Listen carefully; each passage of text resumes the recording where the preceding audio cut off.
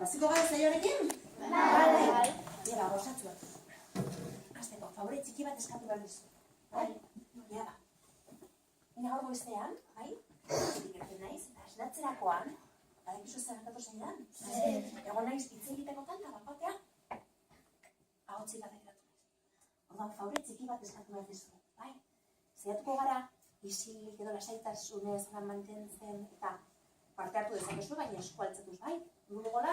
Zerretara ezin dut asko ahotza altzatu eta bukatu, bale? Ados? Favorea ego didazue? Bai, bezaliaz. Ia da, gari izena, oian ezbertatzen. Eta badakezu jantokia dara, ezta? Bai, nire eskolako jantokia. Zikia zen, ez duen ikasez. Eta mentze zagoen arte? Bai, marketu zuen?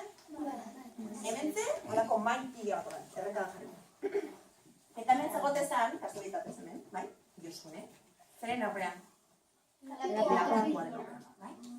Otesan horan aurtegi, jainotzarteko, bai aurtegi. Eta gu sartzen ginen betik. Bai? Betik sartzen ginen. Imaginatzen dozu sartzen ginen jantokira, horretan Josun ikusita. Sartzen ginen horan pospozik, nola sartzen ginen? Hola. Txikiak ginen, baina txikiago ginen. Bai, sartzen ginen. Bakoitza bere tokian esertzen zen, bai, bigarren mailakoa, 3, 4, 5, hemen. Bai?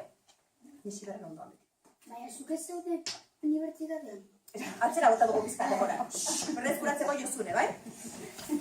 Eta hartzen nengoen. Baina bota dugu atzera. Bai, ziberren ondoan ez denka. Eta bapaten egun hortan, badakizu zer zabal lehenengo katera? Jantokian? Lehenengo katera izu.